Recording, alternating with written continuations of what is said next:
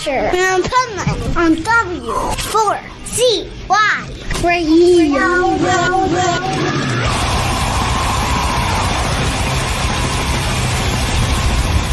I'm dreaming 94.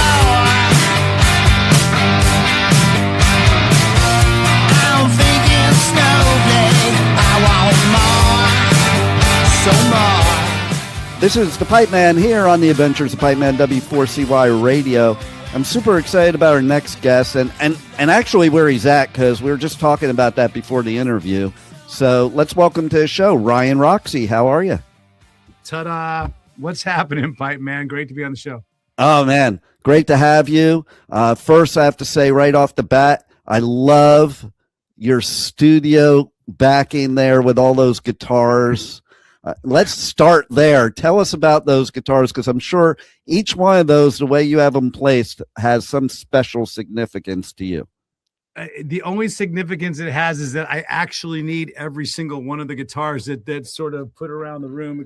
This one especially, because it's a original Alice Cooper band guitar was the Gibson SG. Both the original OGs, Michael Bruce and Glenn Buxton, played the SG. So there, in fact, I have to learn a lot of those songs and their parts. Makes it easier to do on the SG. There you go. I thought you'd like to talk about the room, because, like, to be honest with you, I can go and pick up that guitar. It's not even a green screen, which for the longest time, I have done a podcast called the In the Trenches podcast, and I always had a studio green screen, and people always thought, oh man, yeah, that's a cool studio. But I actually have a cool studio now. See, that looks cool to me. I'm like, I wish I had that as a green screen. I'll send you a screenshot of just the studio. But no, I'm very lucky to have this and be able to record music. I recorded the last two singles of the guitars and vocals right here in this room, and then it kind of an international affair. The drums recorded in Albuquerque in his home studio, and then we send up all the tracks to Canada to our producer Robbie Miller, and he basically, puts all the love in, puts in all the hard work, making it right. And it becomes an international sort of recording, especially with this newest single that we just have called Fight Another Day. We had a keyboard player from the UK, Keith Weir. He emailed his tracks in to Canada from the UK, and then Brijitte West from the New York Loose. She sang some backgrounds on it, and she was somewhere in Europe, and she laid her vocals down. So it truly is an international affair. And first of all, I want to say I love the name of that song alone, because I lived that my whole life. Okay. Fight Another Day. Always. Yeah.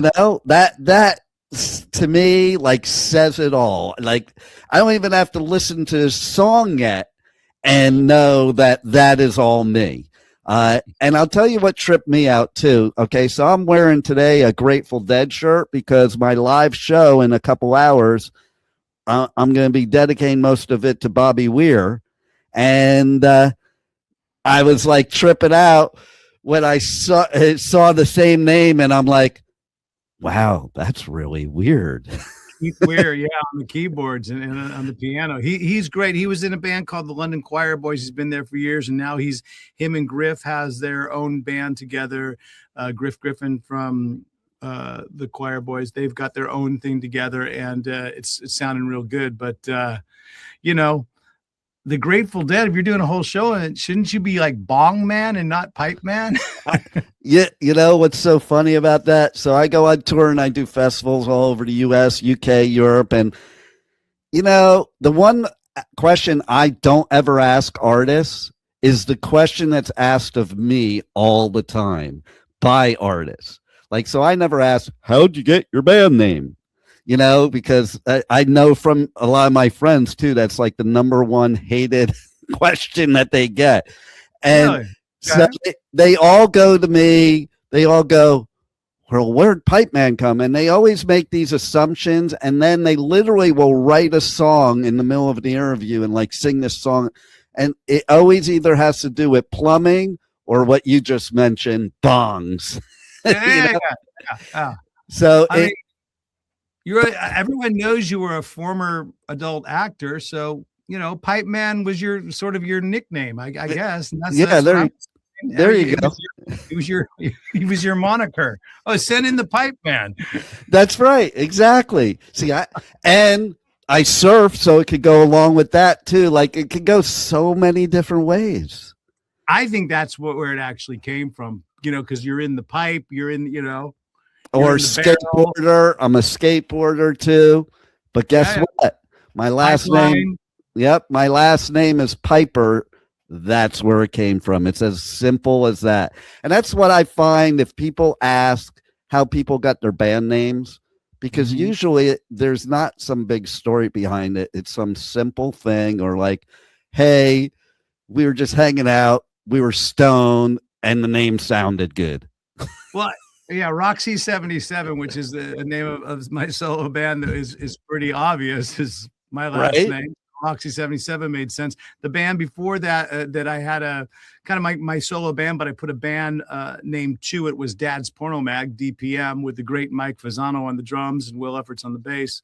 But that was Dad's Porno Mag, and that's, again, pretty self-explanatory. The first time you found out about sex, first time you maybe saw another person of the opposite sex with no clothes on, was probably your dad's porno mag, at least from my generation.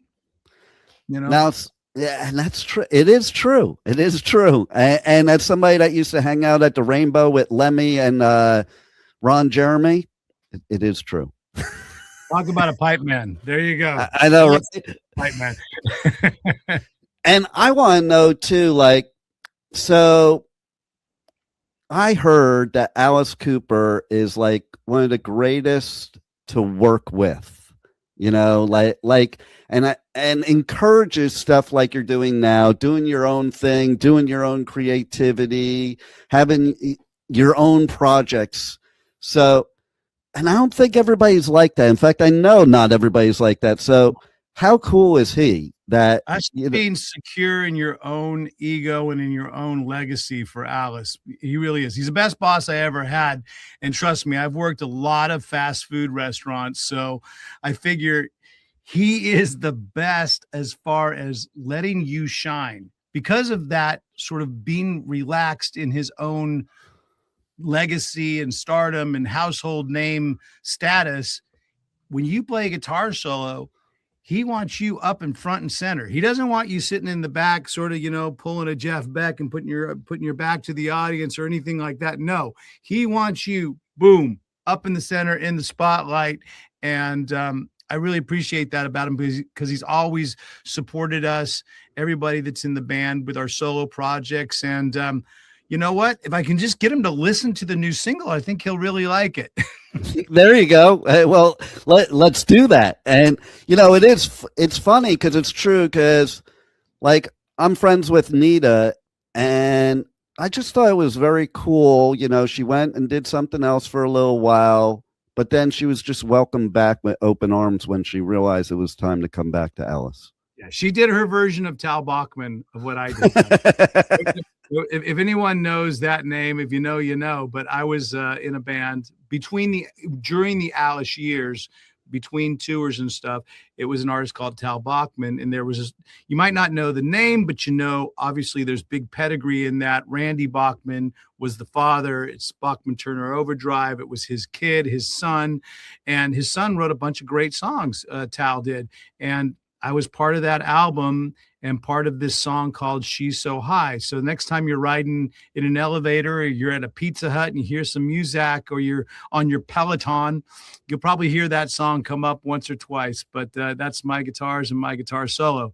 But nice. That being said, that did not pan out into the world of getting up into the front of the stage and being able to solo your ass off. So when I realized that was sort of the writing on the wall, I'm very happy that Alice did ask me back, and we were able to get back on stage together and rock as a unit, as we have for the last, what did I get back in the band? I was in it from 96 to 2006, took a small break, moved to Sweden, did some gigs in Sweden, few bands in Sweden, did my own stuff in Sweden as well. But then back in 2012, got asked back, and we've been touring every year since then. So on and off since 1996. And there's definitely chemistry there, because like I've seen you guys quite a few times at the Wimmer festivals, and like there's such, you just see it on stage. Like you can tell when there's chemistry or if people are just going through the motions. And you know, like you can also tell that Alice makes it like a family, opposed to, you know, this is my band, like a lot of bands will do. Very much so. And I believe that cohesiveness is basically reciprocal with the audience, because the audience becomes the family then as well, because we see so many of the same places. You know, you talk about Grateful Dead and how they travel and they sort of follow the band along caravan. We have our own little Alice Cooper Sick Things caravans that come out in certain sections of the country, and they'll just be with us for like 1 or 2 weeks, and they'll go to all the shows. And we're very thankful for it because of that sort of relationship that we have with the hardcores. And then with every show, hopefully we're still doing it, I will talk to people that will say, you know what, this is my first Alice Cooper show, but I'm coming back. So that's the best thing to hear, is when you know, you've been doing this for as long as we've been doing it, and you still get people that say, this is my first Alice Cooper show, now I'm a fan. I'm like, I love it. Great. What took you so long? But thank you. Right. But that is amazing. And so what was it for you? What was that first moment way back, way back, when you decided playing guitar and being part of music was just a part of you? I think pretty much the opening first few bars of music Van Halen won, right? Because when Van Halen, and again, I grew up in the Bay Area, so I was very lucky to be born and raised by that much of a spectrum of music. There was funk, there was disco, there was punk rock, there was metal, there was classic rock. And I grew up in a very cool time, you know, going to concerts in the late 70s. One of my first concerts I ever went to was the Jackson 5 at Oakland Coliseum. Wow. And then my second concert was right across the street at the that was the Oakland Arena, Jackson 5. And then across the street was the Oakland Coliseum. I went to Day on the Green with Journey and Black Sabbath with Ronnie James Dio, the late great Ronnie James Dio, on lead vocals, and Journey headlining the gig. It was, I mean, like, I was very lucky. But then those guitar heroes that came out, man, Edward Van Halen, he just kind of made you listen and go, how is that done? Right. And how can I do it? How can I catch in on that? Like, one of the first songs I ever learned on guitar was Ain't Talking About Love. Wow, and Heaven and Hell. My first 3 songs were not Smoke on the Water. They were Ain't Talking About Love, Heaven and Hell, and 25 or 64 by Chicago. Oh, wow. That's a good one. Well, which later became that Green Day song. I love it. Right.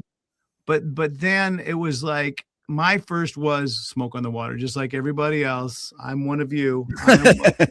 Smoke on the Water. But I think the second was Your Mama Don't Dance, Daddy Don't Rock and Roll. Not the Poison version. No. It was Kenny Loggins. The real version. Yeah, Loggins and Messina. And then I think my third might have been, it's a toss-up between Jumpin' Jack Flash by the Stones, or it was Do You Feel Like We Do by Peter Frampton, who, again, is another one of my guitar heroes that, again, I would stare at that album. And I know that album came out before Van Halen, so I might have to switch my story around a little bit, but never let the truth get in the way of a good story. So we'll stick with Van Halen. I know, right? Frampton Comes Alive. Come on, man. That was a game changer as well. So, speaking of Van Halen, I'll just tell you, just because it's funny, my favorite, I think one of my favorite memories, and of thousands and thousands of shows in my lifetime, was 1983, the US Festival in San Bernardino. Oh, yeah. Van Halen was headlining Heavy Metal Day. Yep. And they did start Ain't Talking About Love. There's 300,000 people there, and Eddie's looking over at Dave because he ain't singing. And then Dave just goes into the mic and he goes, I fucking forgot the words, and the whole place roared like that was the best thing that ever happened, except one dude who heckled him, and he turned to that dude and he's like, "I will fuck your girlfriend." And like, I'm just thinking, that's live music. People talk about backing tracks and stuff like that. That was so live music right there, because like, you're a good front man if you can overcome forgetting the words by doing shit like that.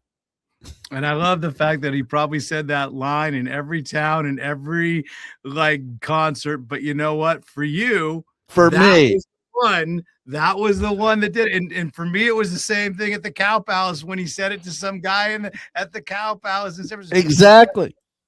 Never let the truth get in the way of a good story, because Right? you know what? That guy deserved it. Yeah, I think at the Cow Palace, somebody threw an orange up on stage. That was the thing. He's like, "Oh, threw an orange at me up on stage. That's okay, pal. Because after the show, I'm gonna fuck your girlfriend." And so we all have that David Lee Roth moment.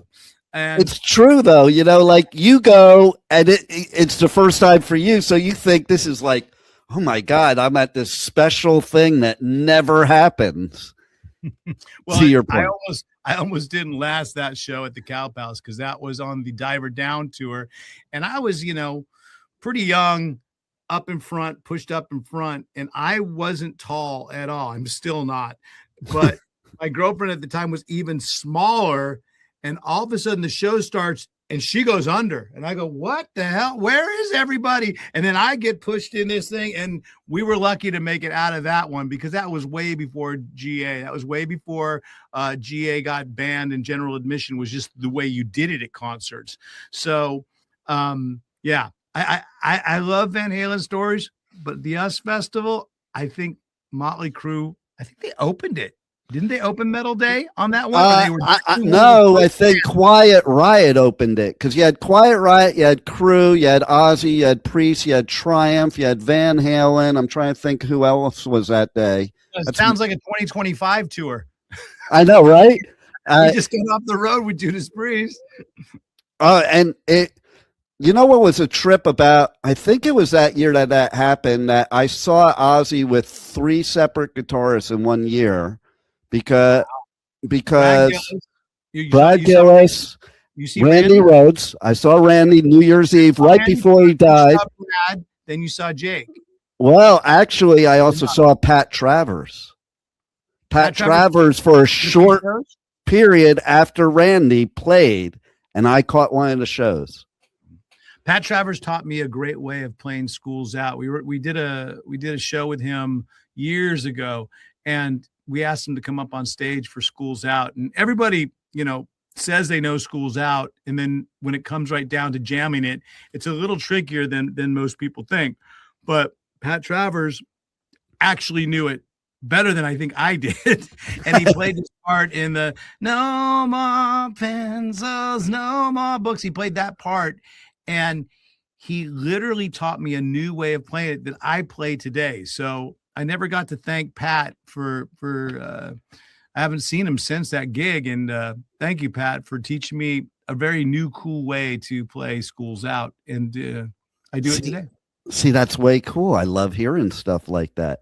I don't talk about that because, I don't know. It's not that Pat Travers and I are in a huge feud or anything like that. I just never have a chance to tell that story when all my brain memory function is working, and I'm on the phone with the pipe man, and and there it comes. There it is. What you bring out in people, pipe man. That's what you do. You bring out good memories. That's the way it should be too. And how about this? This is a recent good memory probably for you, that you guested on Rocky's Rock and Roll Symphony.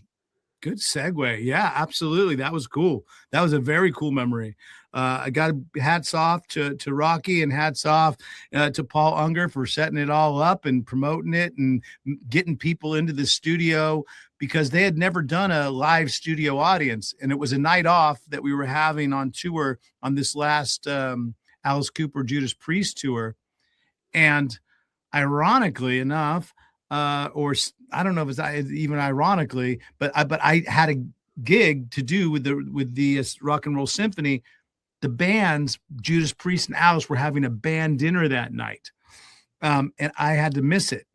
But in retrospect, it was the best missed band dinner I ever had, because we had such a good time filming this and doing it. And it hopefully will turn into something that we're able to do in more places, in more cities and towns when there are nights off on tour. I love coming in, live studio audience.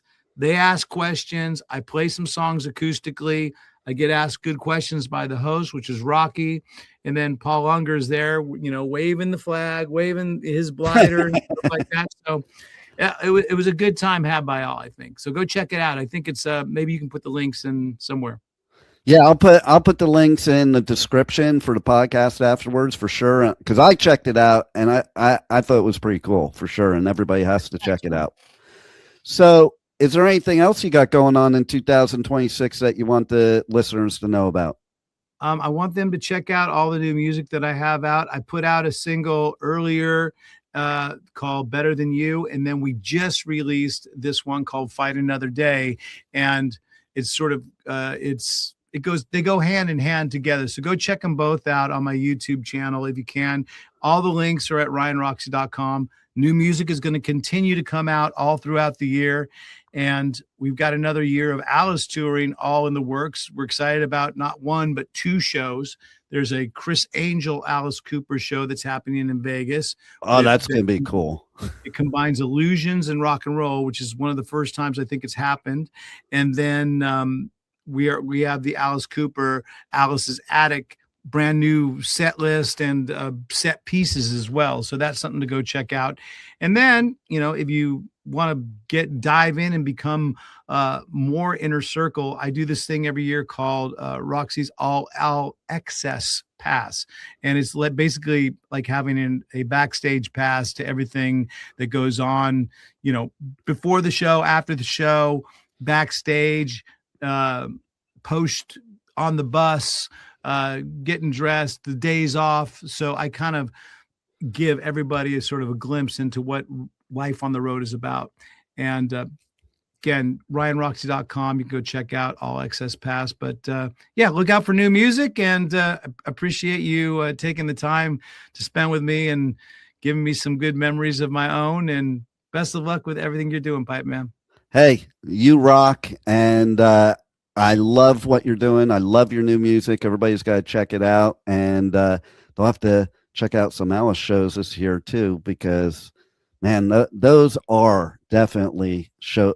You don't even have to like the music to love the show. I happen to love the music, but it's just such a great show. There's so much to love about the music, because Alice has put together some really amazing bands over the years, whether it's original OGs, with Glenn and Michael and Dennis, and that musicality of it, they're just great.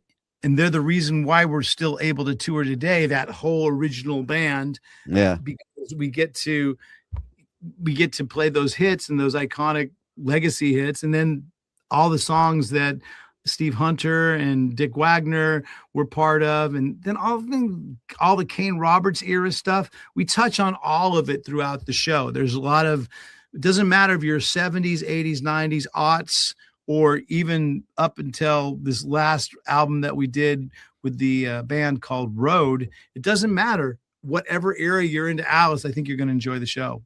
Absolutely. Well, you are an amazing musician, and thank you very much for everything you've done all these years, and thanks for being on the Adventures of Pipe Man.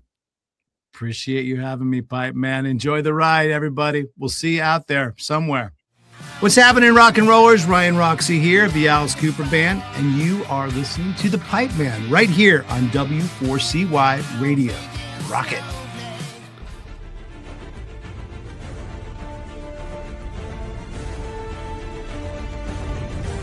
Thank you for listening to the Adventures of Pipe Man on W4CY Radio.